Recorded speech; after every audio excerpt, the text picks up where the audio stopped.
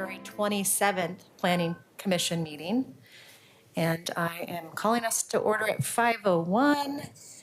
In terms of who is here in person, I'm the chair, Mary Reno Merritt, joined by Commissioner Wade Lang, Vice Chair Pouncil, Commissioner Routh, Commissioner Alexander, Commissioner Patel, and virtually we have Commissioner Spivak and Vice Chair Thompson.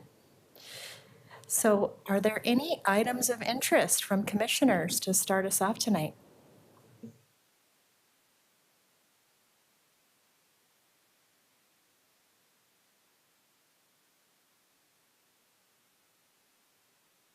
Commissioner Alexander, go ahead. Commissioner Alexander, for the record.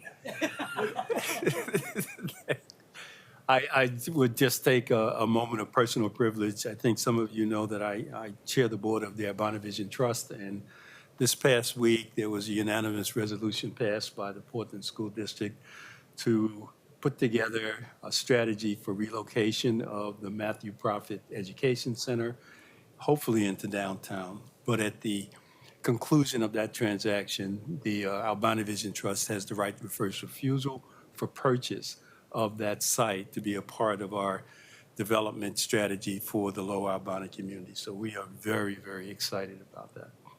Thank you. Congratulations to Albina Vision Trust and the board. Important milestone. Any other items of interest from commissioners? Go ahead, Commissioner Routh. I have a much more procedural one, and it's thank you for sharing that, Commissioner Alexander. Steph Routh, for the record.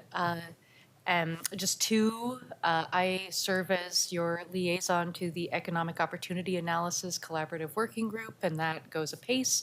We've talked about exciting things like E-zones and P-zones, and most recently Title 11 tree code.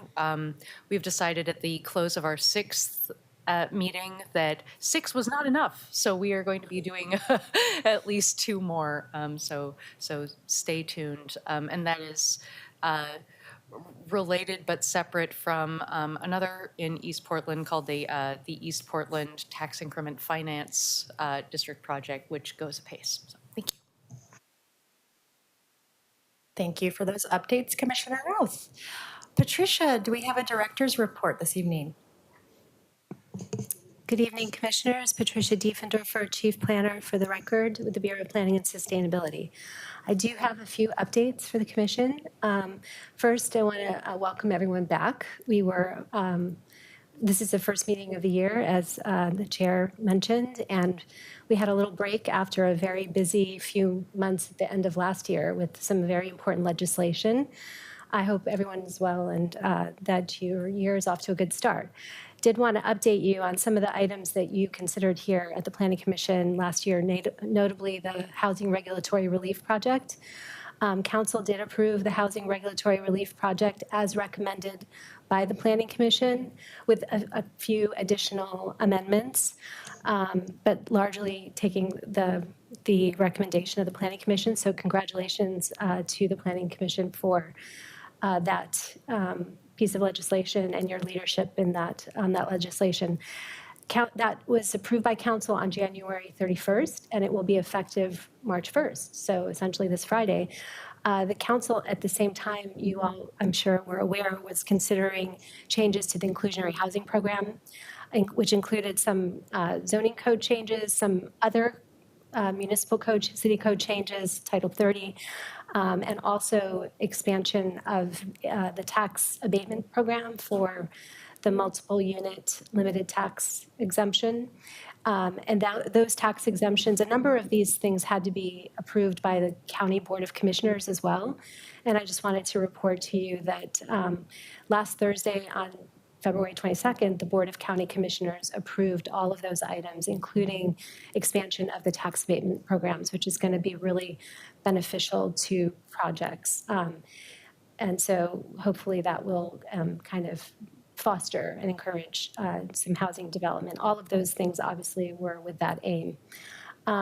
So those are a couple of updates on things that have been happening at Council and elsewhere.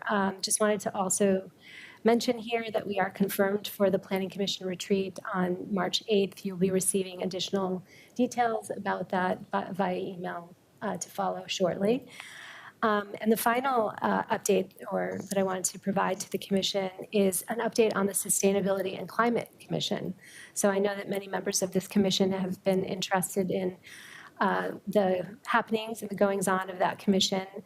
There's some timelines that are happy to kind of report to this group about the progress of that commission. So there will be very shortly a draft of the ordinance to establish the Sustainability and Climate Commission, and I believe it will be out for a public review, a 30-day review from March 1st to March 31st. So obviously, for those interested in having a look or sharing that with others, it will be available for review and comment during the month of March. And it is slated to go to council. The ordinance itself to establish the commission is slated to go to council on April 24th. The commission will not be seated at that time, though. This is the ordinance just to establish like the framework, what its roles, responsibilities, duties are, much like this commission, how many members it will have, et cetera. So that will happen on April 24th. And then the expectation is the commission itself the appointments would be made and it would be seated in late 2024 or early 2025. So that's, and just by way of a little bit additional information, the commission is proposed to be a 20-member commission. It is the positions, I'm just trying to make sure I get 6 of the positions are actually ex officio non-voting members. That would be the deputy city administrators from the new government structure that would serve as liaisons to the different service areas. So that's kind of the structure that it's envisioned to have. And there will be 8 focus areas. Those focus areas are things that I'm sure this commission, would think of when you think of what would be in the purview of the Sustainability Commission.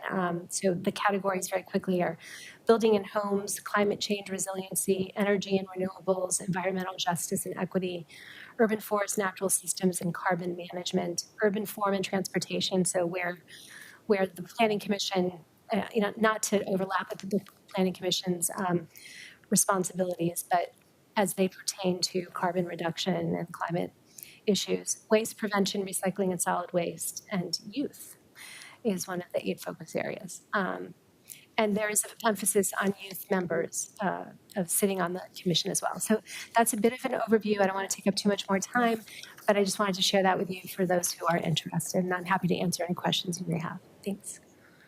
Thank you, Patricia. I see that Commissioner Spivak has his hand raised. Go ahead. Thanks for the update, Patricia. One question back to the IH in the county. I didn't track the county's decision-making, but since IH sort of relies on a tax expenditure from the county, is the county's agreement is like in perpetuity, or is there like a time limit on how long they'll approve that level of tax abatement, or do you know?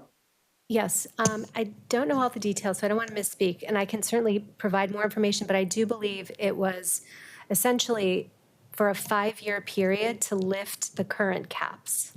That's how I understand it. So the current caps are, pretty constrained, the financial caps, and this, for a 5-year period, there would just be a lifting of the caps. And then a reevaluation of, in the same way that what I understood from the process was originally, as the program was new, and in the city and county were trying to encourage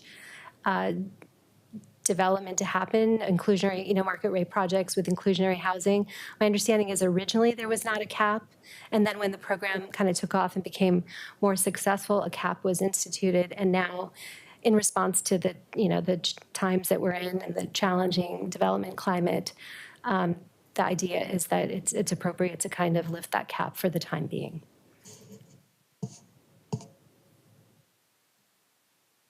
Thank you for all of those updates and great information, a lot of accomplishments in the past few months. Sure has, and Yes. yes, a lot of things that the commission touched. So we just wanted to let you know how valuable your inputs to these processes have been. Thank you. Thank you so much.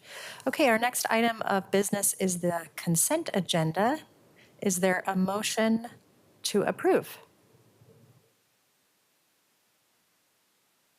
Steph Routh, I can move to approve. Okay, a second? Second. Okay. All in favor? Aye. Opposed? Abstentions? Okay, consent agenda passes. We will now proceed to the next item of business, which is the officer election for the Planning Commission for this coming year. We will be voting on this tonight.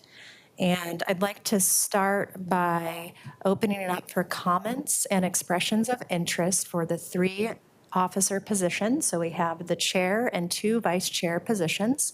Currently, those roles are held by myself in the chair position, Michael Pouncil as vice chair, and Erica Thompson as vice chair. These are 1-year terms, but individuals can be elected to continued terms. So first, let's start with interest in the chair position, and I will start by saying I am interested in another year as chair of the Planning Commission. I really enjoyed the learning experience and working with you all in the new Planning Commission format, and would be very willing and happy to continue in the role for another year. So with that, we'll open it up to see if there are other interested commissioners for the chair position.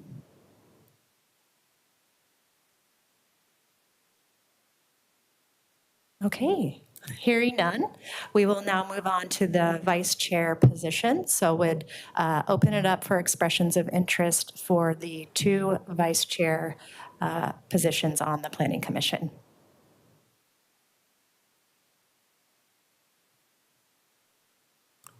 Is this, yeah, okay, here we go. Yeah, I am currently serving as vice chair of the commission, and I would like to resume and continue for an additional year for that position. It's just kind of repeat what Mary Rain said, that it's been a great opportunity to be on the ground floor and see how the institution works, and it's been a really nice learning experience. I'd like to continue on and seeing how things develop forward. Great, thank you, Vice Chair Pouncil. Additional expressions of interest for the vice chair position.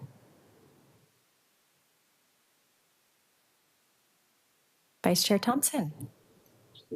Hi, everyone. I am also interested and willing to continue serving as vice chair, but I am also more than happy to step aside and create space for someone else if someone else is interested in the role. So I'm just going to put that out there.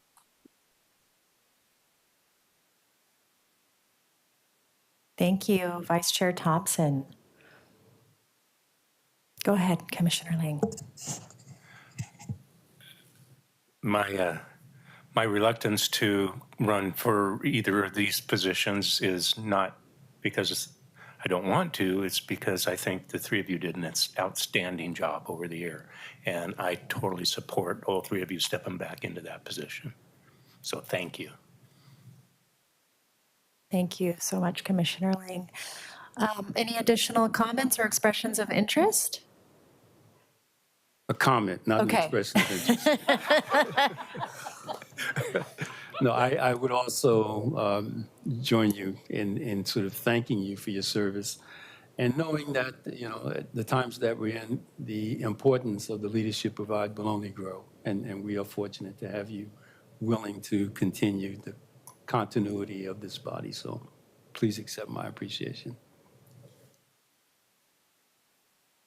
Thank you, Commissioner Alexander. Okay, we are needing a nomination then. Do we have a commissioner willing to make a nomination for the slate? And I see Commissioner Spivak, you have your hand raised. Go ahead. Well, I so much appreciate the leadership from Mary Rain and Commissioners Thompson and Powell, I would love to nominate that we have O'Meara as chair and Commissioners Thompson and Pouncil as vice chairs for the coming year. And I'll make one comment is that this time next year, there will be a new city council, a new mayor. Somehow there will be something 4 or 5 seats on our commission appointed. And so this coming year, we really will look for the expertise and our leadership to transition to the new form of government. So I think we got the right crew. So I would make that nomination. Thank you. And Commissioner Routh, I enthusiastically second. Thank you. So the nomination is for continuation of the current officer positions for a new one-year term. So myself in the chair position, Vice Chair Pouncil to continue for a new one-year term, and Vice Chair Thompson to continue for a one-year term. And with that, we can proceed for roll call. Julie, please. Great, thank you. Alexander, Aye. Lang, Aye. Patel, Aye. Council, Aye. Routh, Aye. Spivak, Aye. Thompson, Aye. O'Meara. Aye. The motion carries. Thank you all so much for your continued vote of confidence. And with that, we'll proceed to our next agenda item, next and final. I'll call up JP McNeil and staff from BPS. This is the Regulatory Improvement Code Amendment Package number 10. Welcome. Good evening. Bear with me for a moment while I pull up our presentation.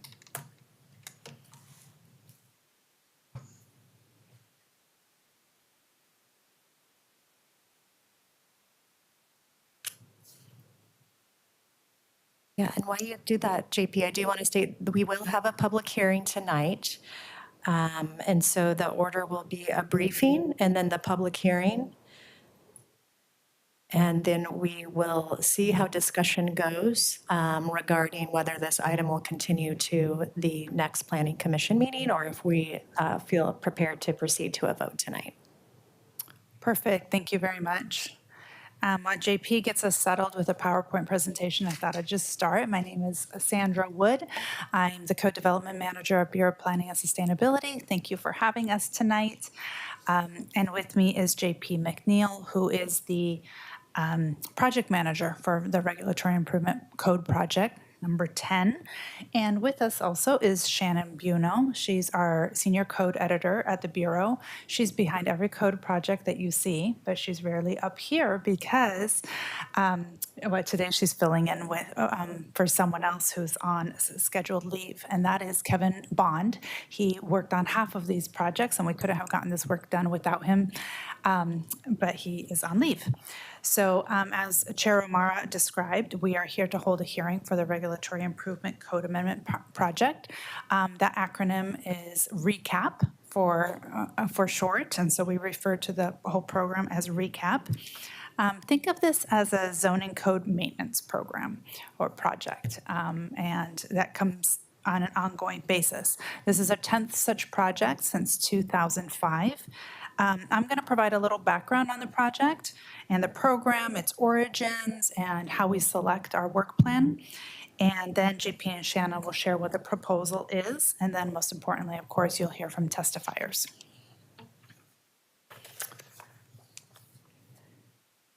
So first, a little background. So next one, please. Thank you. As you know, the long-range planning section of BPS advances many policy changes. Some legislative changes make major policy changes and rewrite the city's whole approach to a particular topic or a geography or zone.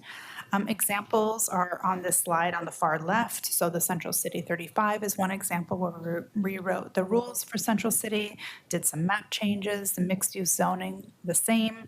Residential infill project, which I think you've heard about also, rewrote the single dwelling zones. And then this fall, you'll be hearing from about Montgomery Park plan, which will be an area plan which is looked at comprehensively.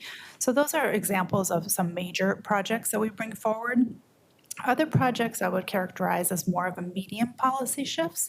Some recent examples include the electric vehicle ready project, the parking compliance project, and you'll be seeing the land division code project. As you can see, all of those have like a theme, right, and a topic that we're discussing. Portland has also had several generations of code maintenance programs. In the late 1980s, it was called CLIP. 1980s, I'm dating myself. 1990s, I'm still dating myself. It was called CLIP, which stands for the Code Language Improvement Project. Later came code maintenance and policy packages for a few years, but our latest generation is called RICAP, and that's been since 2005. And what we decided to do for RICAP was to combine the technical and minor policy amendments into one package. This is considered really like best practice for the planning profession and for any set of regulations.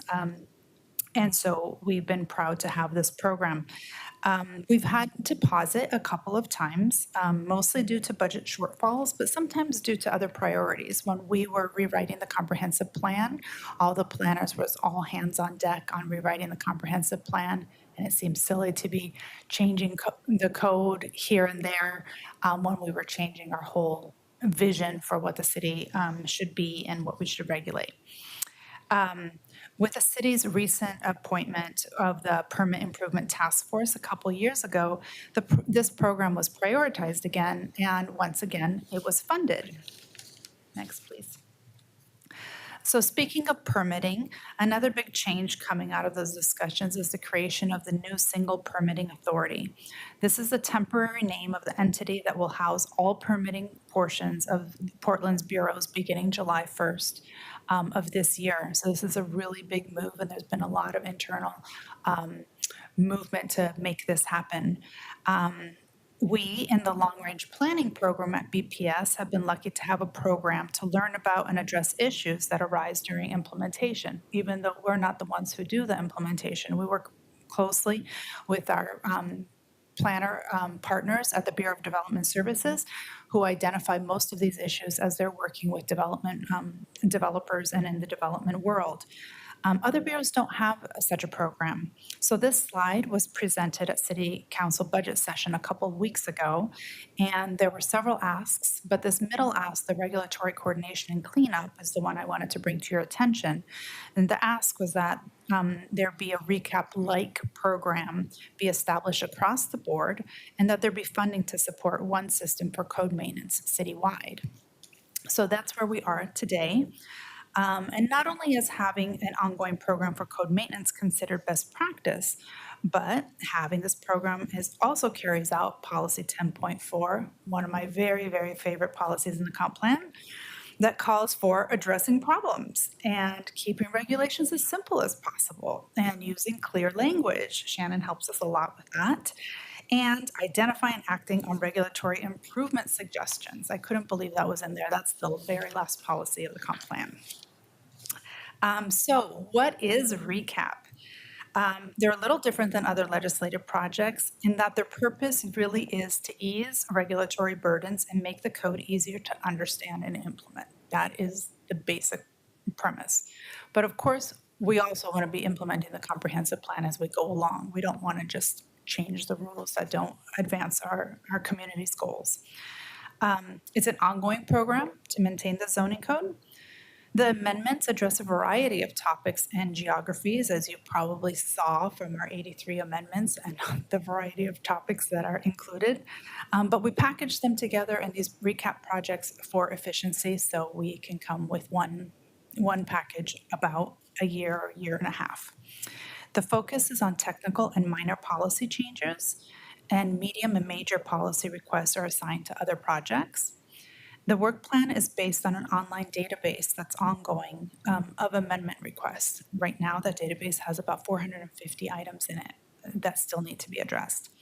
And we have established a fair and transparent selection criteria. And when we publish our work plan, we show how the selection criteria have been met for the items that were selected.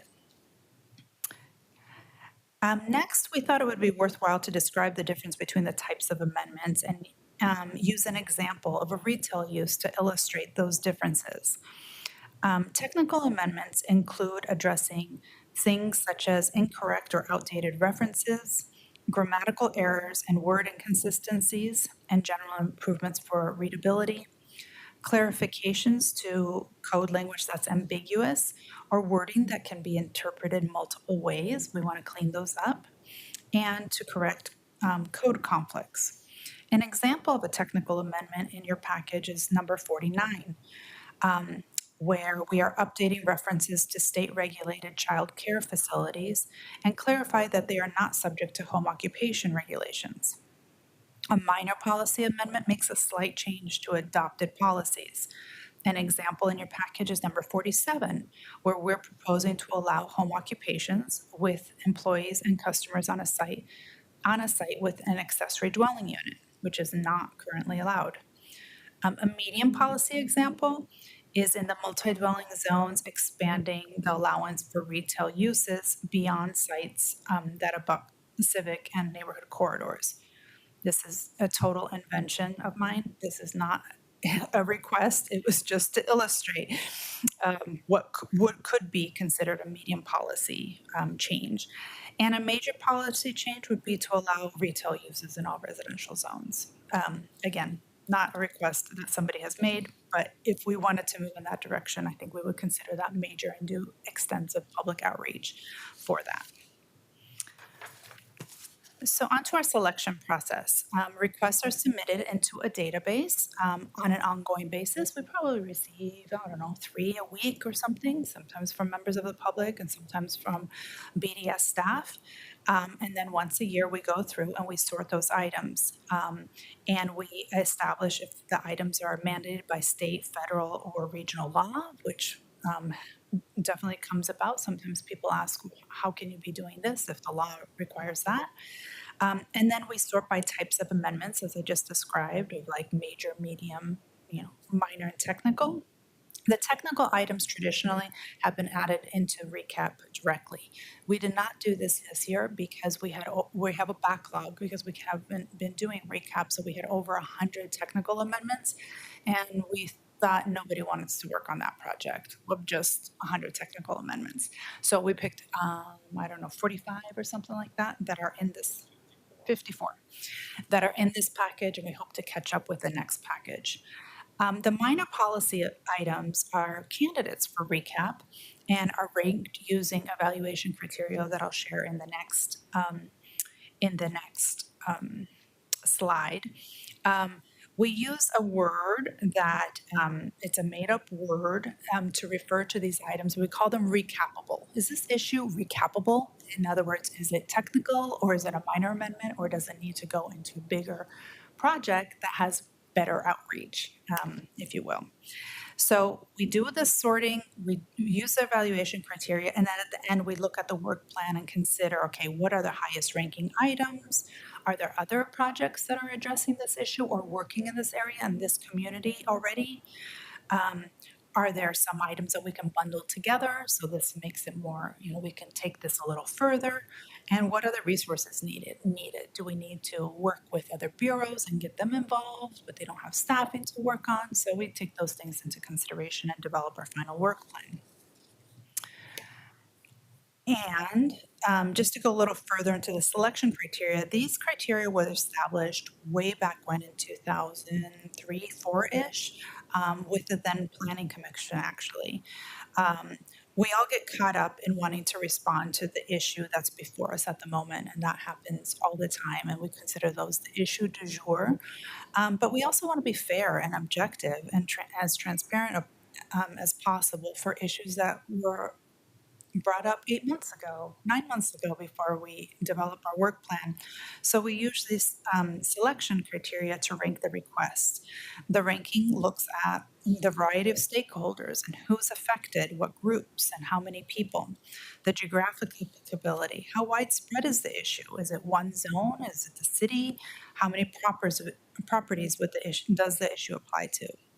What's the degree of impact?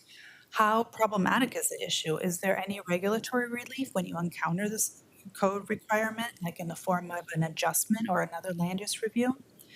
And the regulatory improvement. Is the code currently very simple, or is the potential for improving the regulation adding a lot of complexity, options, carve-outs for specifics?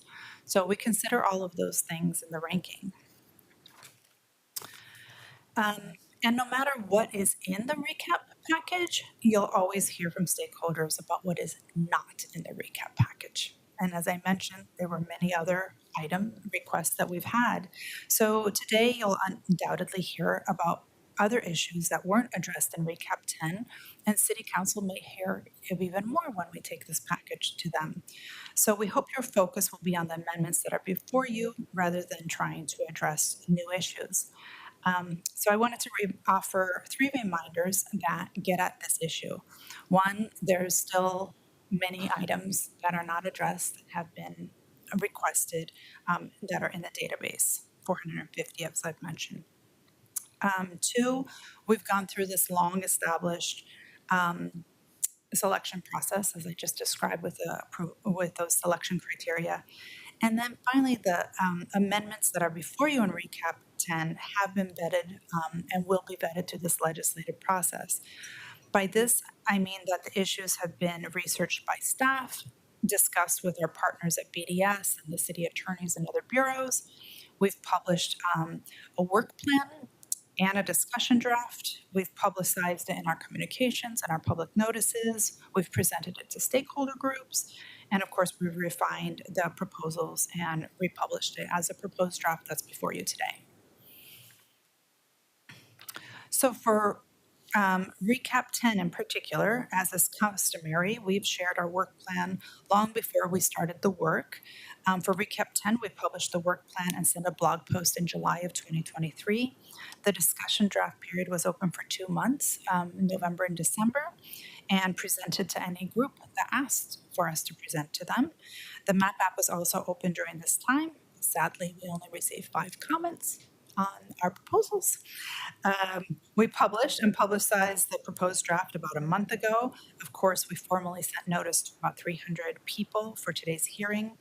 And as of this afternoon, you've received 5 pieces of written. It's gone up? 7 or 8 pieces of written testimony. And I believe one person has signed up to testify orally. And that's an overview and a little history lesson on how we got here. And I'll pass it on to JP and Shannon to talk about the actual proposal. Thank you, Sandra. So I'm JP McNeil. I'm a planner with BPS. And with Shannon tonight, I'm going to be, after all the background that Sandra's given you, we're going to cover what you will actually find in Recap 10. So for Recap 10, as Sandra already covered, we had a backlog of amendments to address. And because of that large backlog, we have 83 total amendments in this project, which is, by Recap standards, is very large. It's the largest recap we've ever done. We selected items that were grouped into themes that are relevant to the moment, to today, namely housing production, economic development, and regulatory reduction. And I just want to note before we dive in that while the items are categorized into these topics, it's really important to remember that recap, as Sandra talked in depth about, it's not intended to be large policy shifts that will really turn the dial on things like housing production. What we're getting at here is small policy changes and technical fixes that cumulatively can ease the regulatory burdens and make the code easier to understand and implement. So this table shows a breakdown of the number of amendments that we had and what the categories they fall in. As you can see, like Sandra said, we have 54 technical amendments. 29 of them were minor policy changes. And so for this presentation, Shannon and I, in the interest of time and everybody's attention spans, we're not going to go through all of the amendments. We're going to go through the groups and subgroups of amendments and give some examples so that you can get a flavor of what's in the package. We've also included some specific items of interest that were flagged by commissioners. So our first theme group, has 3 subgroups within it. So the first subgroup is for ground floor related items. These are mostly technical fixes to the ground floor and street facing facade or street facing window standards and how those are applied. A good example of this is item number 1 in the package, which exempts the side wall of a dormer from street-facing facade standards. So the issue is that for a dormer that is facing the side property line, the side wall of the dormer is facing the street line, and technically that's subject to the street-facing window requirements for 15% glazing. So that means that an applicant might have to put a small window on the side of a dormer just to meet that standard. And it doesn't really make a lot of sense, and it isn't very cost effective. So this fixes that and exempts that dormer for that. Our second subgroup are items related to the design overlay zone. Generally, these are minor policy changes to the design chapter exemptions and the applicability of design standards. So we're talking about things like adding an exemption from the design review chapter for things like fences and retaining walls. The third subgroup we have are amendments to regulations for historic resources. So mostly these are also minor changes to the exemptions from the historic resources chapter. An example of that is the exemption for alterations that meet ADA requirements in historic districts, which refers to an exemption for existing materials and so other sections of the chapter prioritize historic materials. So this means that under the current code, removal of an element of a building that was added in the 90s that's existing with no historical value could trigger historic resource review. So this would exempt that and only apply to historic materials that are mentioned in the National Register nomination rather than just everything. And then this slide covers specific amendments in that housing grouping that were identified as being of interest to commissioners. So item number 1, that's the one I covered before about the street-facing dormer walls. Item number 4 would exempt accessory structures, shed or a garage or something like that, from needing to include windows to meet the street-facing facade standards for accessory structures, for an accessory structure that's set back at least 20 feet from the front property line, and it only applies in a commercial or mixed use zone. And since the buildings are set back from the street and it's just an accessory structure, it's necessary to have to meet the requirement for the street facing facade requirements. Another item is item number 8, and so this actually is in conjunction with another one. It's item number 40, which is a change in the Central City subgroup that Shannon's going to discuss shortly. The main change in this chapter, or in this, for item number 8, is that we're moving standards from the Central City Plan District to this chapter. There's a little more to it, and Shannon's going to get into the detail and what that entails. Item number 11 clarifies how standards for landscaping and hardscaping and the setbacks of what's called an enhanced street setback in the Gateway Plan District. It's how those are applied. And item number 24, this amendment, this is for historic resources, and it brings a catch-all threshold for design review in the Central City into alignment with that same threshold for areas outside the Central City. So what that means is there's a threshold that says for all other development not listed above, this is the threshold for when you have to go through design review. And that was just inadvertently left out of the table describing those for the Central City. And so this is fixing that and adding that so that that's also, applies in the Central City and outside the Central City. And finally, on this slide, item 30, I'm sorry, the last one was design review threshold. I misspoke a moment ago. This is a historic resources overlay exemption about window replacement. So this amendment expands an exemption for window replacement in historic district that currently applies only in single dwelling zones, and it would now apply in all zones. The exemption allows for the replacement of vinyl, aluminum, or fiberglass windows with new fiberglass windows without a review. It only applies to non-contributing resources, and like I said, it matches an existing exemption that applies in the single dwelling zones. And the option for fiberglass replacement window expands on what the current options are, which are for wood or metal-clad wood options. The amendment doesn't reevaluate the types of materials allowed. It's just expanding an existing option to more zones. And with that, I'm going to turn it over to Shannon to cover economic development items. I can do this. Yeah.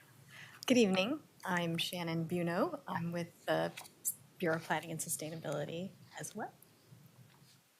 I'm going to go over, provide an overview of the amendments in the Economic Development Group. There are 3 subgroups of amendments in this category: Central City amendments, amendments to accessory home occupation regulations, and amendments for temporary construction activities. The amendments in the Central City subgroup clarify that minor projections above maximum height are allowed in historic districts because this type of projection will not interfere with any scenic view corridor that would go over that historic district. It also requires parking operation reports upon request rather than annually, and it cleans up or corrects minor Central City Code or map errors, such as removing expired provisions and correcting a couple of map errors on the height maps. The home occupation subgroup provides more flexibility for home-based businesses, and I will get into more detail about all these amendments on the next slide.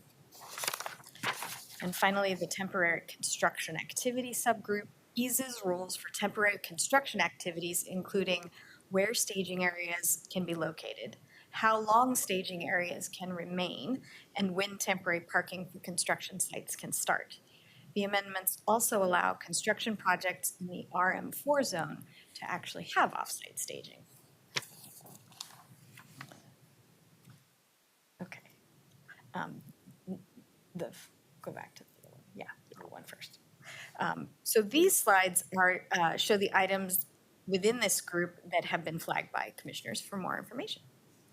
So item 33 exempts basic utilities from the Central City minimum floor area standard. The minimum floor area standard ensures that sites in the Central City are not underutilized. There are currently a few exceptions to this requirement, including for sites zoned industrial and open space. This amendment adds basic utility uses to the list of exemptions. Basic utilities are things such as mass transit stops and turnarounds and stormwater facilities, all uses that are necessary in the Central City but don't typically come with much development or floor area associated with them. So requiring them to have more just increases the cost of that utility. Item 40 is the one that works in conjunction with item 8, and it simplifies the window standards that apply in the Central City. And I'm going to use the table on the next slide to describe that amendment.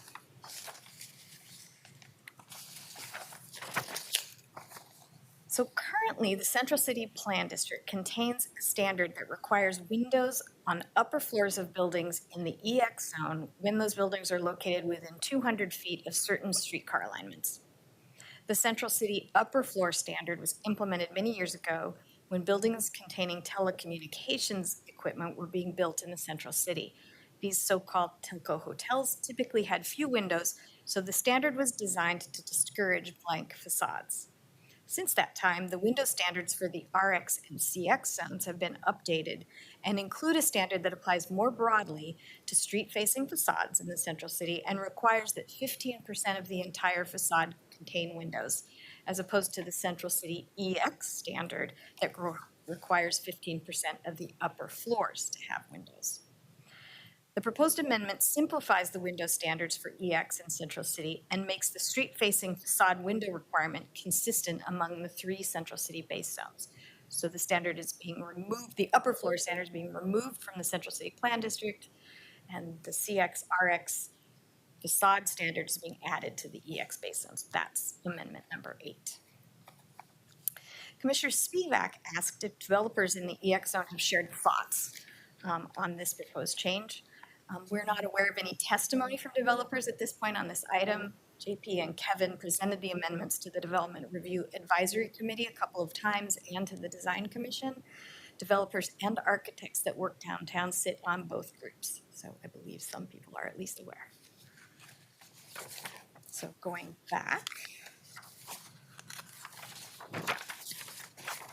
So item 44 establishes parking maximum ratios for household living and group living uses separately.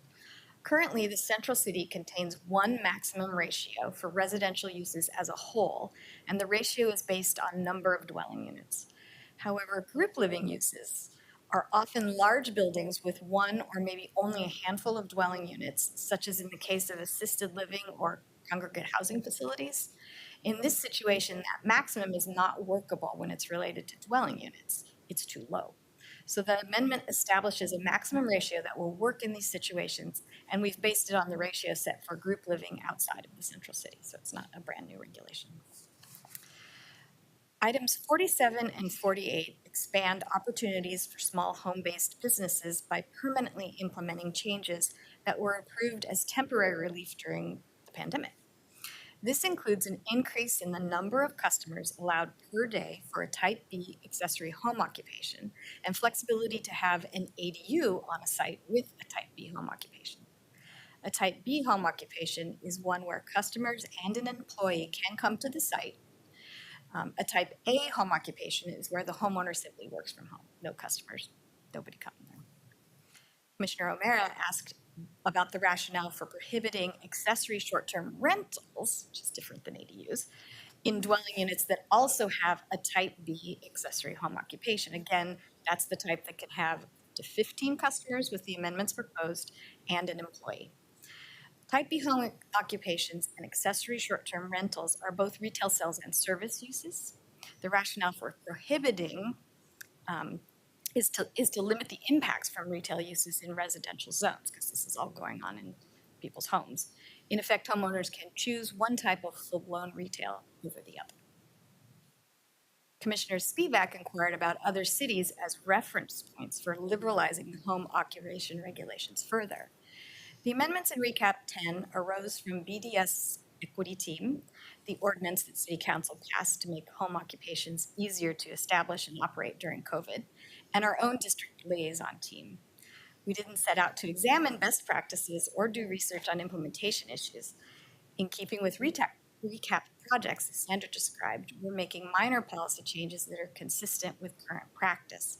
Revisiting the entire home occupation program would be categorized as a medium policy project.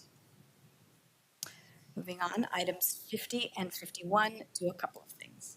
First, item 50 clarifies that accessory short-term rentals that rent 3 to 5 bedrooms in a commercial, employment, or industrial zone are regulated as a retail sales and service use, rather than as a conditional residential use in those zones, because hotels aren't allowed use in C, E, and I zones.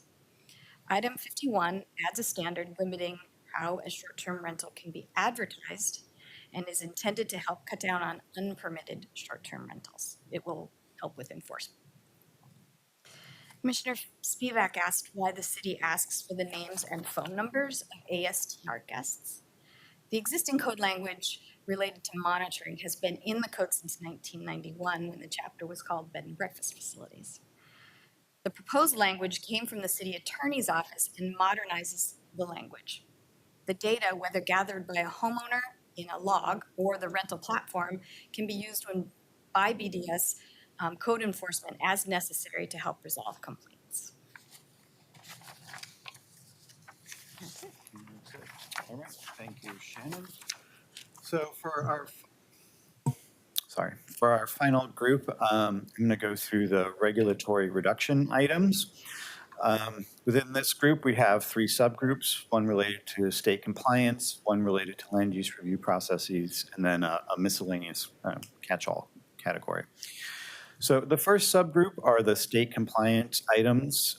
These are items that bring us into conformance with new state rules that have gone into effect. They're rules related to childcare facilities, converting hotels to shelters or affordable housing, manufactured homes, and land use reviews for affordable housing projects. We're also making a couple of changes to the land use review processes. The first amendment is to create a new land use review process that allows for the extension of up to 2 years for land use reviews that are going to expire. The second amendment makes some clarifications on the posting of notices for land use reviews on large sites, such as Washington Park or Mount Tabor. The miscellaneous subgroup is a catch-all that includes removing special street setbacks, dissolving the adjustment committee and turning its responsibilities over to the hearings officer, deleting the convenience store chapter, and scaling back regulations in the Powell Boulevard Plan District to allow residential uses. It also includes minor changes to the river environmental and river industrial overlay zones. The convenience store chapter amendment is a good example of a change that brings the code into better alignment with the city's equity goals. Item 70 eliminates a chapter of the code with regulations specific to convenience stores, which are often owned by immigrant and BIPOC families. And this is in order to stop regulating convenience stores differently from other retail uses. Items of note for commissioners within the regulatory reduction group. Item 66, this exempts cottage clusters from special rear setbacks that apply on deep lots in what's called the Eastern Pattern area, which is East Portland generally.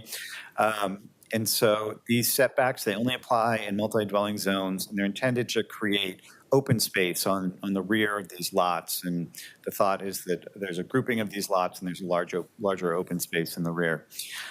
Cottage clusters, they have their own open space requirements that they meet with a required common outdoor area that's characteristic of a cottage cluster. So requiring both of these is not only redundant, but it also makes cottage clusters infeasible on these types of lots because too much of the lot is then dedicated to open space. There's not enough room for the cottages.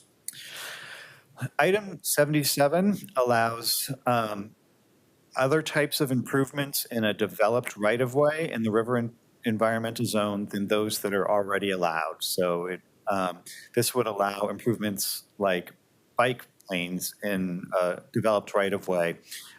So it's just opening that up to other options, but it's already in a developed right-of-way.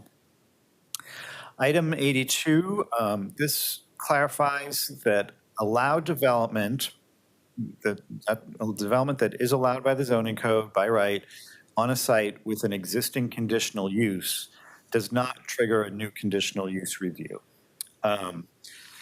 This item, there was testimony raised and questions from commissioners about how this item might relate to testimony about changes to existing parking that would trigger a conditional use review.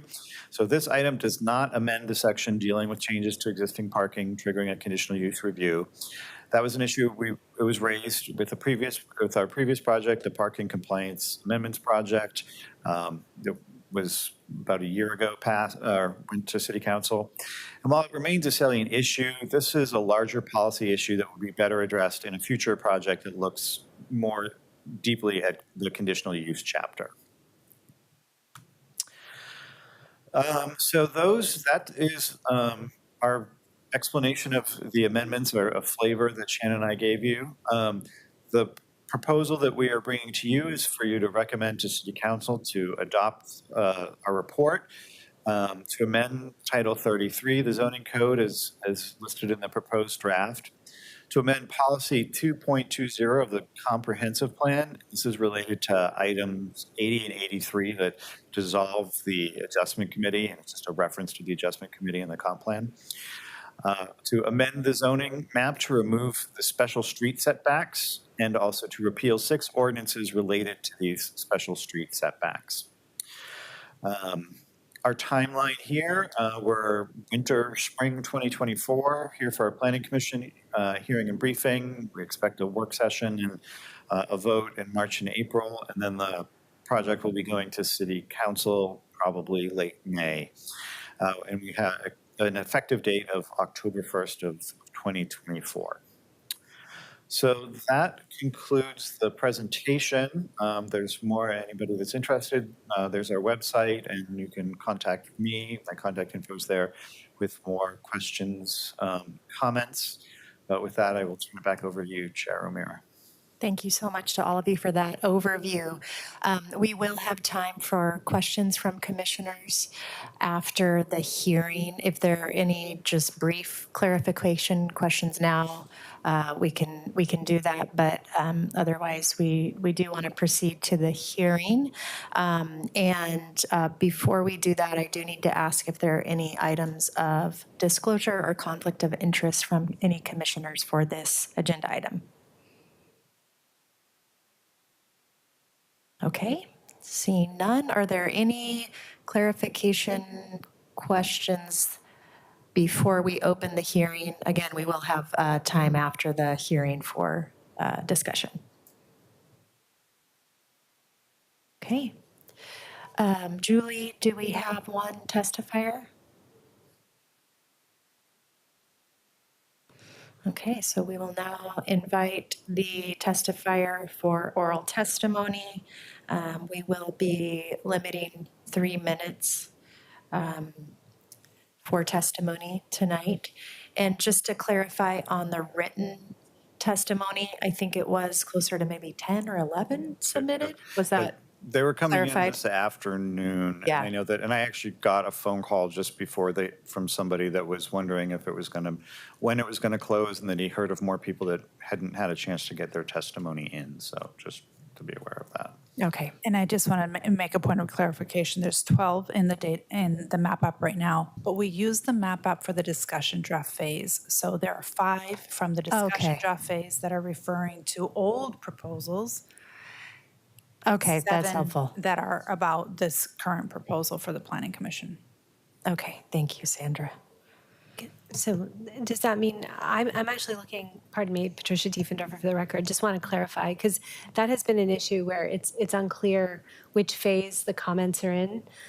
I'm actually seeing only 6 that are, maybe I'm not getting them all, but I'm seeing 6 that are on the proposed draft. You may have them sorted already. So if you look on the far left, it'll say recap 10, and I'll have a 12 number, but you can sort by proposed draft, and then you have to hand count, and there's 7. Yeah, Okay. that makes sense. 6, 7, yeah. So just wanted to just clarify that. Yeah, so it's 7. 7. It's 5 from the previous draft and 7.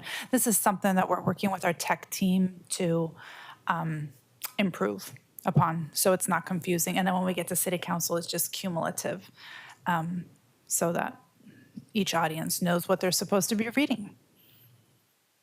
Thank you, that's very helpful for me. I think I was reading all of the combined comments. Correct. Yes. Yes.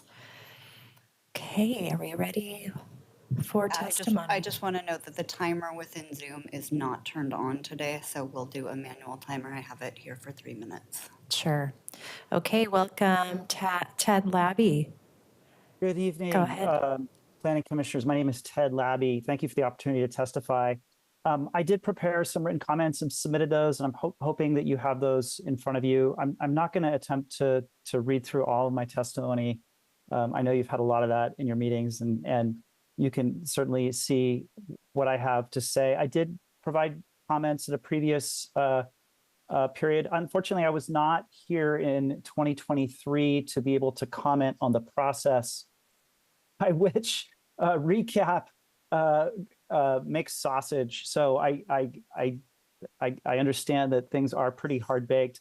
I did attempt to submit these comments through the regulatory reform packages. Last year, I was told that's not the right process. Now what I'm hearing from staff is that this also is not the right process for this type of thing. And what I'm really interested in talking about today, as you know, from my comments, is the crisis in childcare housing for childcare facilities, and my very limited slice of the experience. And I'm not going to recount my experiences; those are detailed in the letter. But I would like to note that I'm a Johnny come lately to this problem, and I know there have been many others that have come to you over many years to talk about this challenge. Bureau of Planning Sustainability and BDS has had enormous amounts of time and resources to be able to address these challenges. The challenge has provoked state level action to invoke HB 2727, to study the situation. And really, Portland was held up as the problem child that is causing many of these small resource-limited childcare facilities to relocate or have to shut down. And there is a report coming, and there is possible legislative action in the 2025 legislative session to address the intransigence by the permitting authority in Portland around this. And so I think whether you decide to do that as part of this process or a future process, we'll be talking about this. And I look forward to engaging with you all and with the HB 2727 committee on this. And yeah, just happy to cede the rest of my time for any conversation around this. Thank you. Thank you for your testimony. And I believe that is the only testifier we have signed up for oral testimony this evening. So with that, we'll go ahead and close the oral and written record for this item, and we'll open it up for Q&A from commissioners for staff. Could I get a repeat on that state bill? It was HB 2720? 2727.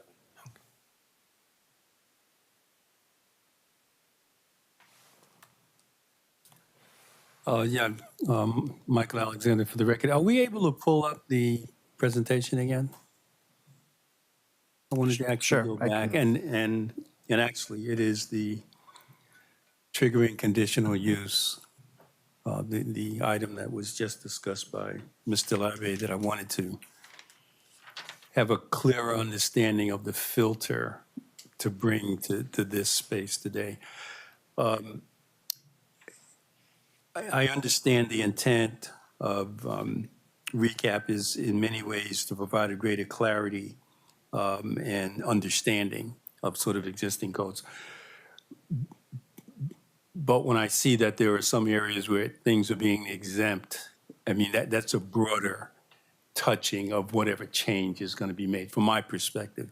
I'm trying to figure out where there is the appropriate venue for this issue around what triggers conditional use and the impact that it has.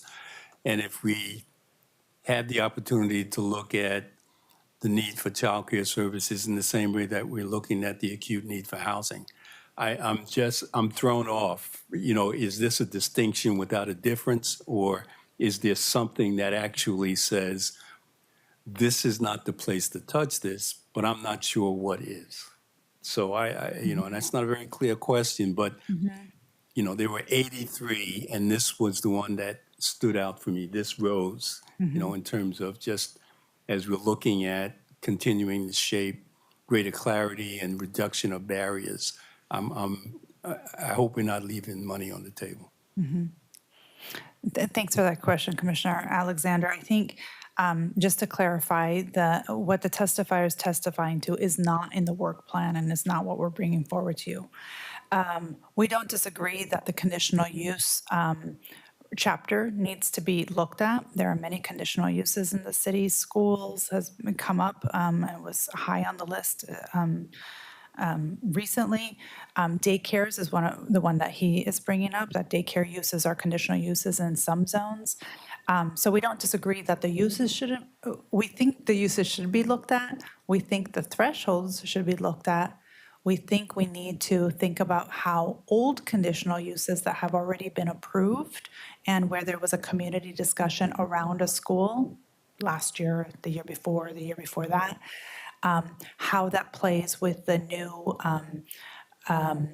new requirement that we don't have parking requirements anymore. That was passed by City Council. So because of all of those complexities, we didn't take that on as part of RICAP this go around. We've been thinking about it and we're wondering, is this recapable? Is it something that we should take on more holistically and do much more extensive outreach to community groups and certainly to people who have testified recently on quasi-judicial, which is site-specific conditional uses that have been approved throughout the city.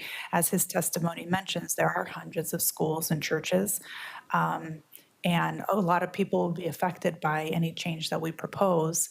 And because we're not proposing that now, we're thinking it's not a good idea to move forward in inserting an amendment to this project that hasn't been discussed and thoroughly considered.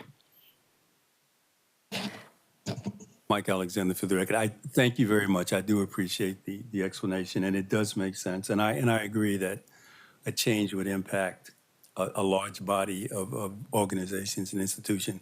A lack of change is also impacting in the same way. So I'm just trying to figure out how do we strike that balance without missing the opportunity. But thank you. Commissioner Spivak? Thank you. I want to follow up on that comment to say it would be nice if there'd be like a recap for medium-sized projects, because it feels like sometimes this one, I'd say the same for conditional use or for home-based businesses. Yes, it's medium, it's not a minor thing, but because it's medium, it doesn't seem to happen for a long time. It's like it takes a lift to do any code project. Perhaps if there's some way to bundle a few mediums together, just to get some of these done. Because the other approach would be to, instead of going over the whole conditional use project, and I made a pitch to get this item addressed with the housing production project, but it was also not in scope. It would be possible to do a targeted small change within the conditional use chapter, for example, and not take on all the conditional use issues that Sandra just mentioned. So there's a trade-off of like, do we try and just handle something now, or we wait for some unknown time in the future when we might ever get around to doing that project? I don't have a crystal ball to know what staff is planning to do or how long it would go. But I guess that's a little tension in my mind, is that if we knew a project were coming, that would be easier to say that's part of that project. But if it's unknown and it might come in 5 years or so, like it's a little bit more motivation to try and figure out how to make it slot it into a recap. Commissioners, Patricia Diefenhofer for the record. I just wanted to follow up with maybe a few thoughts, observations. We have identified a number of different provisions of the conditional use, as Sandra said, that need attention, and it's the kind of project that it really does need to be looked at holistically, especially in light of the existing conditional use approvals that have conditions on them, and how you would kind of address those situations. So I think that we are aware of the issue, and we are interested in taking up a project to try to address some of those things. I think there are so many demands right now. I mean, you can see from in the short time that this commission's been in place, just how many different projects need attention, and we're really just trying to prioritize the projects. I'd like to, I think that a project to address some of the conditional use issues is a project that is on our minds, and that we are trying to figure out if we have the ability amongst all the other priorities to take something like that on sooner than later. I know that's not maybe the most satisfying answer, but I do think it would be, one of the things too is when we do a recap, and I just wanted to talk about the outreach and the stakeholders who are affected. When we do a recap project, this array of topics, it's very hard to find who the right audience is to outreach to when you have so many different topics. And it's, something like the conditional use project that we're talking about or envisioning would be really important to try to have some targeted outreach around some of those issues with the appropriate stakeholders. And I think that factors into our consideration about what things to bring into projects and what things not, in addition to what we were talking about the level of impact of the project, whether it's like a more minor policy change or something that is more major and requires some more focused research and outreach. So I would just really encourage the commission to take that into account too, and I think allow for the time that is probably needed to really reflect on the changes that were brought up in that testimony. So that's all I wanted to say about that. Thank you. Vice Chair Thompson?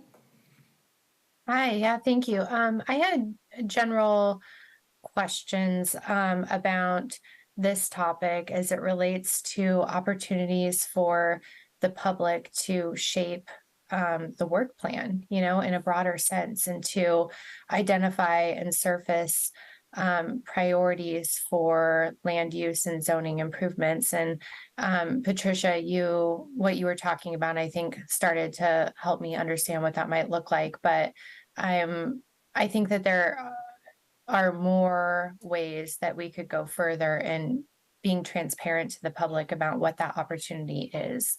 I mean, it sounds like hundreds of ideas were collected for RICAP, and for the ones that didn't meet the selection criteria and the ones that didn't rise to the top. We heard about one of them today in the testimony. I imagine that there are others. You know, this always happens. Like, we had housing regulatory relief. There was what is it, 6 floors and corner stores. Like, there are all of these things that are out there. And I think that some sorts of individuals and groups are more savvy in figuring out how to make their voice heard, or to do what they can to like influence the direction. Developers in particular, I think, you know, they understand the primacy of zoning code and focus on opportunities to help direct focus. But other groups like daycare, you know, under-resourced, there are so many other groups that I think may be impacted in ways that aren't even clear. And so how does the Bureau, and how do we as a commission kind of acknowledge that? And what do we do with these great ideas that come up to create a space for them to be carried forth and to really understand broader interest beyond just individual pieces of testimony?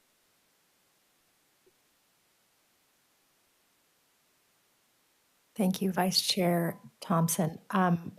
Just a general question, I guess, if it's okay, about preschool and any coordination that might be happening between city and county with the Preschool for All bond. I know that the county is in early stages of really identifying the need throughout Multnomah County, and you know, I've had conversations about just the lack of available facilities, the need to construct more facilities, and so that seems like a potential policy alignment with the Preschool for All bond. And how do we look at that from a zoning and code perspective, right? Do we have barriers in our code that are contributing to that lack of facilities that comply, or maybe other barriers that are out there? So just sort of a general question and thought in terms of there's that opportunity now between county and city, I think, to look at that. And we have an internal work group at the city working at that, coordinating with the county, certainly looking at the House Bill 2727. And our colleague who's on our team, Phil Naiman, he sits on that to make sure that we're prepared to move and make any changes that we need to in accordance with what's required or what's a good idea. So I wouldn't say that we're not on it. We're tracking and involved in those conversations to see where they go. One of the things I wanted to share in reflecting on what Commissioner Thompson was speaking to, I showed you that slide about the sorting. You know, we get requests for major, minor things. For all the minor items, in our work plan, there's an appendix to it that has all of the requests, the 400 and some requests, and how they ranked with each of those criteria. So we do try to share that and be as transparent as possible so people can see, oh, here's my item. And yeah, maybe it does only affect my property, and maybe that's why it ranked low. Or, you know, we're keeping track of it, which I think is a really great aspect of the program, to have the online database, and certainly to be once a year publishing what the requests are and how they ranked. Commissioner Spivak? Thanks. I sent in some notes, and some of my questions were addressed by presenters. Thanks for that. I've got some others that weren't directly addressed, but I don't think I should run through them now. I'm hopeful that since I may just be misreading things, I can perhaps just convene with a couple staff people between now and the work session. And if anything that I've flagged are still an issue for me, I'll bring it up in that discussion. But I don't think it makes sense for me to go down the rabbit hole right now. Would that work out for process with staff? Yes. Yes. Very much. We addressed the items that we thought would be of interest to others and that clarified the proposal based on your comments. Thank you all for your emails. So we could focus on which items you found most interesting.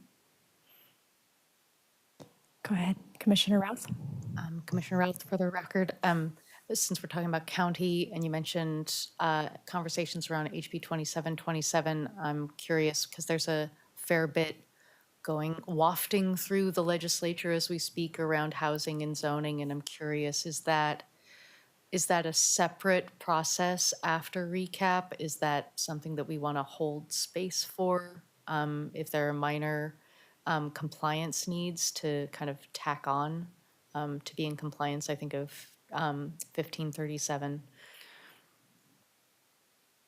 Well, one of the things about RICAP and having an ongoing program is that there's a RICAP 11 coming right at the heels of this one. So I think we would not be advocating that we add things to RICAP 10, that this is the package that we've noticed and let people know what's on the table, and that we would address those issues in RICAP 11 or some other separate project. And Patricia Diefender, for the record, I would just add that I think we are tracking a lot of these state, for example, or changes to regulation at other levels of government so that we can capture them. We kind of have a placeholder project for catching what might happen with SB 1537 and other things. So that's why it's hard to commit right now to exactly which things we're going to try to advance, because there are so many things that are kind of coming from, different places that we have to catch, particularly if changes to state law happen. So, but I think RICAP 11, definitely we can, investigate what things we can consider in another RICAP project. And there are definitely going to be a couple of other code projects in which we're going to try to bundle different things that need attention. That's our intention anyway. And then, there are priorities that come to us from the city council. So we just have to kind of balance all those different priorities.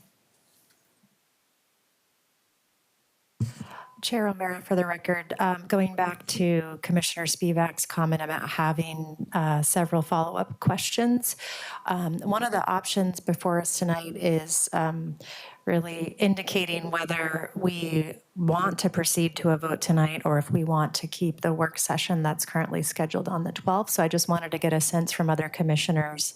We've heard from Commissioner Spivak that you still have several questions. Is that the general consensus, so we can not consider a vote tonight, but keep the work session? I'm seeing not.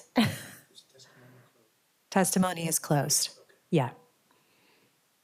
Okay, so I'm seeing indication of more questions and desire for more time on this item.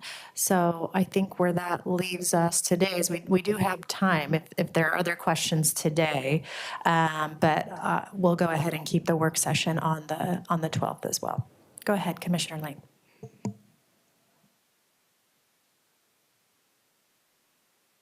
Wade Lang, for the record.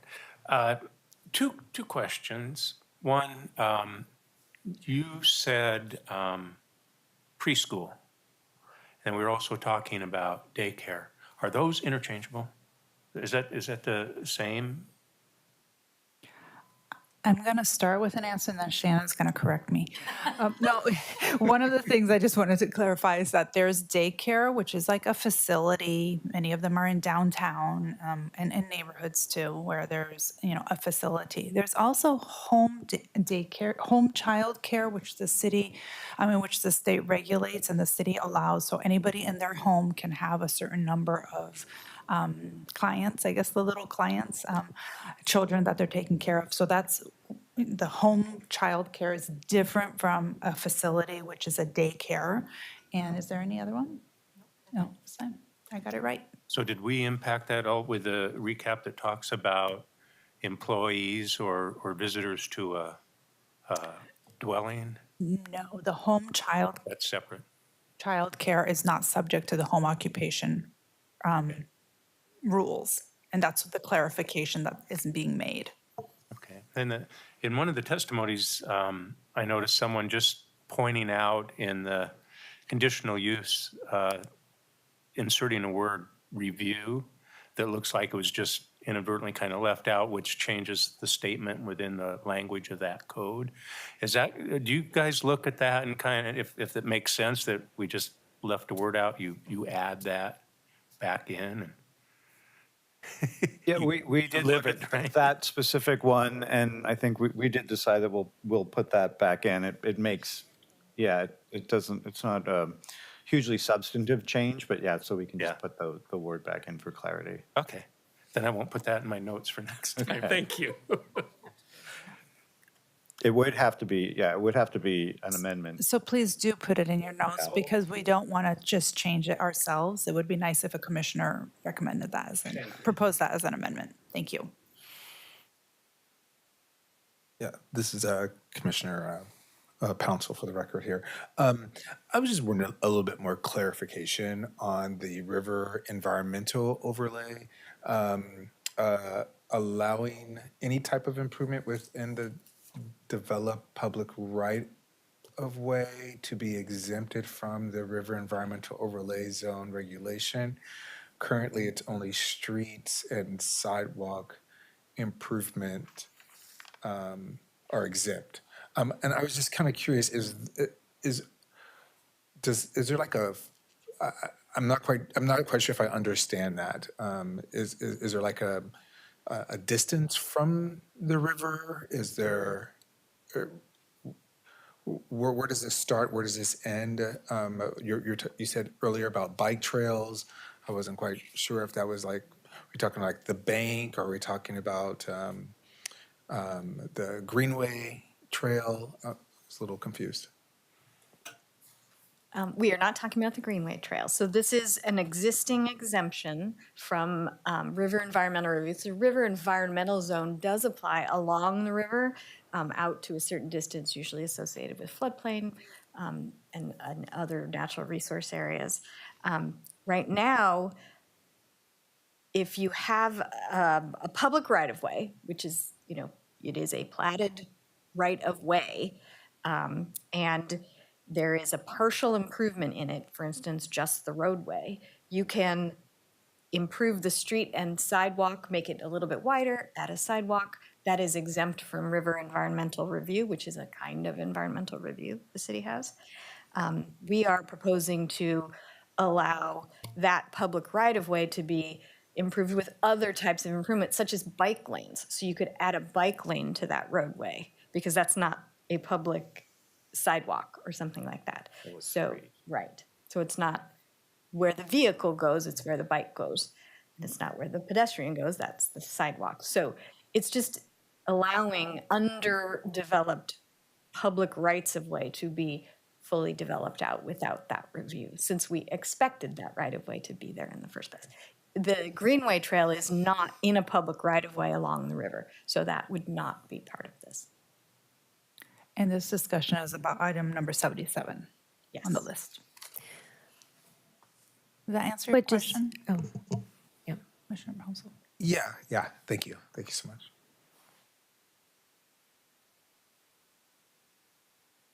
So I had a question I submitted and I cannot find the item for the life of me. I keep scrolling through. It was regarding the RV parking requirements and that there would be limitations between the building line and the lot line. Yes, I do know what you're talking about. It's one of the housing production ones, because I did look at this. And so basically, first, thank you for confirming I wasn't making that up, JP. But the question for me was, how I was reading it is that basically, let's take, a front yard of a residential. If someone was to create a parking pad or a gravel driveway or something for accommodating an RV, that would be disallowed? Is that the? So This is essentially, this is a technical amendment because it's actually just, we're changing the fact, it says utility trailers and accessory recreation vehicles may not be parked or stored in required parking spaces. We're removing that because there are no longer any required parking spaces. So this was something that should have been removed with the parking compliance amendment project, because we went through and we're removing all the references to required parking, and this is one that was missed. So there's no Okay, policy change okay. here. We're just taking out the reference, that sentence, because it refers to required parking spaces. Okay, thank you for that clarification.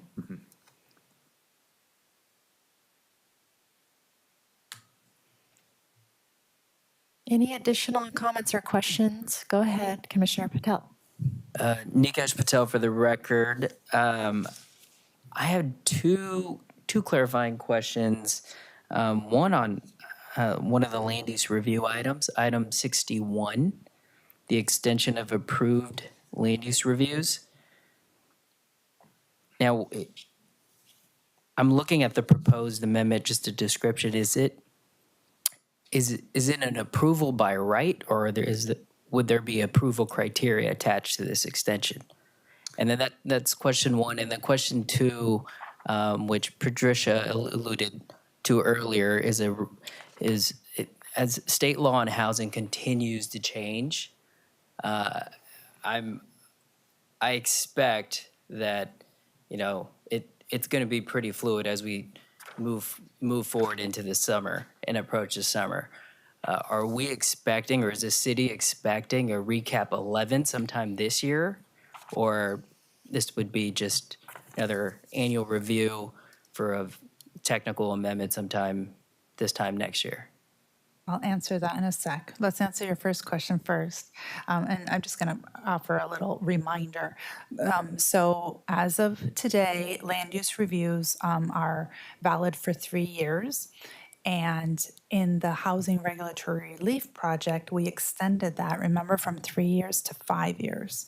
So starting March 1st, any land use review will be able to be valid for 5 years. That means it gives the property owner and developer more time to come in for the building permits with a valid land use review. This proposal, JP will explain to you. Because that's automatic, that happens automatically. So this is different where, so now if it's expiring after 5 years, an applicant or somebody that has a land use review that's about to expire, it can't have already expired. They can come in and apply for this land use review extension for up to 2 years. There are criteria, they're not, it's not a lot of criteria to it, but basically there are criteria, and it's on page 245, but basically that there's no changes to regulations that are affecting this. So if there are changes, like if that they would still have to be meeting those, like for before inclusionary housing went in or something like that. And then also that the previously approved land use decision isn't being revised, so they can't be coming in and trying to revise it. But basically, if there's no major changes to the regulations that that's subject to, and they're not making any revisions, that's the gist of the approval criteria. It's a process to allow for yet additional, like we extended automatically to 5, and then this allows projects to potentially extend up to 2 more years. Right. And this is all in recognition of the climate that we're in, where, people have approvals and maybe financing is hard to get, and we don't necessarily want their approvals to expire, and this is giving them an opportunity to expire even beyond, or extend even beyond the 5 years, but through a process as opposed to automatic. Thanks, that's really helpful. So there's no, is it a staff approval, a staff-related approval? It's not we're not talking about a formal application that's submitted. There is an application process. Okay. You'd have to apply and go through the process for it, but it's a pretty light lift process in terms of what the approval criteria are. Is that a type 2? Oh, type 1X. So Yeah. it's a staff level approval by BDS. Okay, thank you. And this was something that we learned as we were considering, I think in HRR, we were considering extending the dates, and then we heard from other jurisdictions saying they had this process, which appears to be widespread and common, and we didn't know. So to get to your second question about RECAP 11, it wouldn't be this year. I mean, we'll start working on it this year. We're starting to scope what RECAP 11 would be. We're a little bit waiting for the state legislation to finish so we can see what's on our plate. I think the Planning Commission would see it for sure next year. Commissioner Spivak has had his hand up, and then we'll go to Commissioner Lang. Thank you.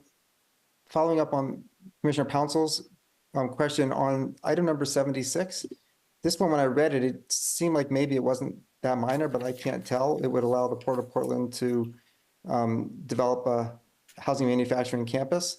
And I don't understand the details of how this code allows that to happen, but it seems maybe substantial. I know the port knows about this because they wrote a letter in support. Do you know of other groups like Willamette River Keepers or Bird Alliance of Oregon have had a chance to see this proposal? When we released the discussion draft and we did send it, Willamette River Keepers, I believe, was on our list of folks that we sent that to, and other, I don't have it in front of me with all of the NGO groups that we sent it off to, but we did alert them to the discussion draft. I don't know that this was flagged. I don't believe this wasn't flagged for them. So yeah, beyond that, we haven't done any direct outreach to, say, Willamette River Keepers or other.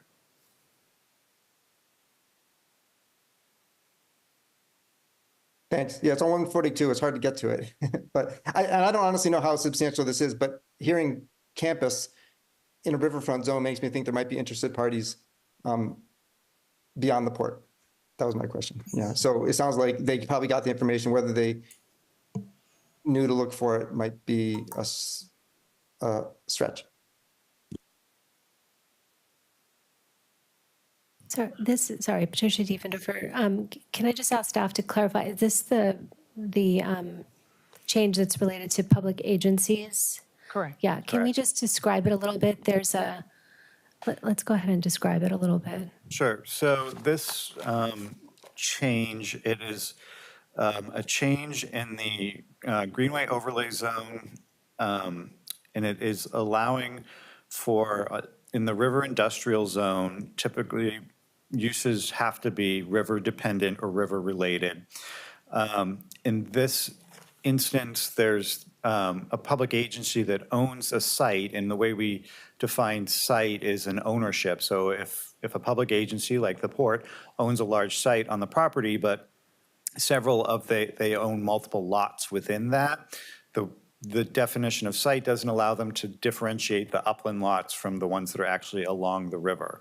And so in this case, by allowing, this change would allow them to make that differentiation, that the upland lots that are within their site, if they're a public agency, can be used for non-river dependent uses, but the areas along the river, they still have to, those are still river dependent lots. So it allows, and only for public agencies, to make that differentiation. If that, does that explain it well enough? That helps understand it. Yeah, I mean, on the surface, it sounds like, yeah, that makes a lot of sense. You have a huge lot and it's not all fronting on the river, but it's based on the lot size. If it was set up that way on purpose so that the area didn't get developed, then it would mean something different, right? So I just don't know any of the history on it, but it'd be easy to find out before we reconvene. Thanks. Thanks, Commissioner Lang. Wade Lang, for the record. Back to the land use thing, just so we passed the regulatory relief package, and within that had some 5-year holds on certain things within development. So in a scenario where a developer went through land use review with a design, and then the relief package comes, so some things have changed, and they want to apply for an extension, if they can change that design to take advantage of some of the relief things, is that then required to go back through land use review at that time? Say they're taking off a eco roof and putting on solar panels, that would certainly be something that design review would probably want to look at. So would that send them back to design review at that point? I'll go ahead and take this one. So what we did with the Housing Regulatory Relief Project, and this was a slide, and it was that we incorporated in the ordinance itself that some of the provisions, remember there are 16 amendments, basically 16 standards that are suspended for the next 5 years. Some of those 16 standards were listed in the ordinance and saying projects that are either currently in the pipeline can take advantage of these standards. And I'm not going to use eco roofs as an example because that's a complicated one. So let's use bike parking as an example. Somebody's in the process right now. When they submitted, they're vested in the code at the time they submitted. Let's say they needed to provide 30 bike parking spaces. Housing regulatory relief went into effect. They can now come in and do a revision to their permit and not change their land use review and say, I don't want to do 30, I want to do 15. So that's incorporated into the ordinance. Right, and the reason we picked a subset of the 16 is because some of the standards would drastically change the project, like facade articulation. No one's gonna go through and get their architectural plans drawn and their building permits submitted for including a facade articulation, and then because of housing regulatory relief, say, never mind, I want a flat front, and I'm gonna go back through the process. So we picked the ones that didn't affect the designs that are baked into the design review. Does that make sense? Okay.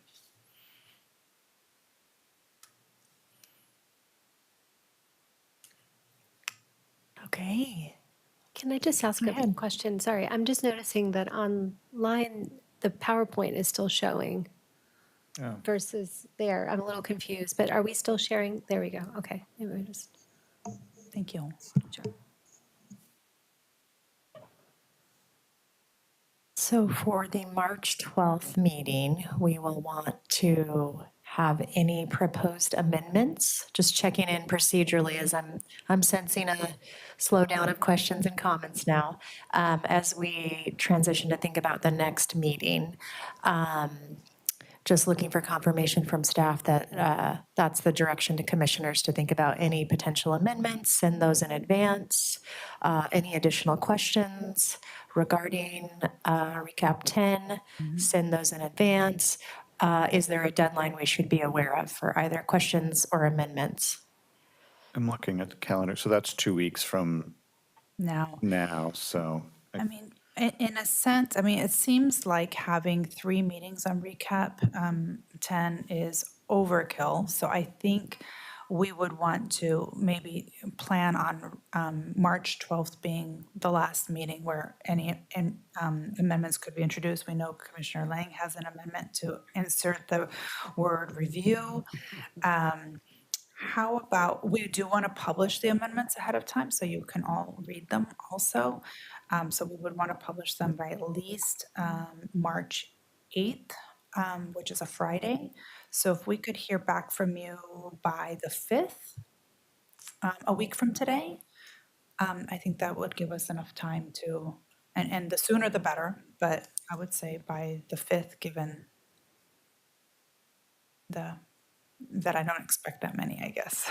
And Commissioner Spivak, we certainly thank you for your list, and we'll get back to you sooner with answers to those questions, or maybe set up a meeting with you to discuss those. Okay, so by March 5th, if you have amendments, please send those in to staff. And if you have questions for information that might lead to your amendments, just think about sort of backtracking from there, right? And giving staff enough time to respond with that information. Any final questions or comments before we adjourn tonight? Okay. Thank you all so much. We are adjourning 6:40 p.m. We'll see you for the retreat on the 8th. Thank you all. Thank you. Bye. Have a good evening.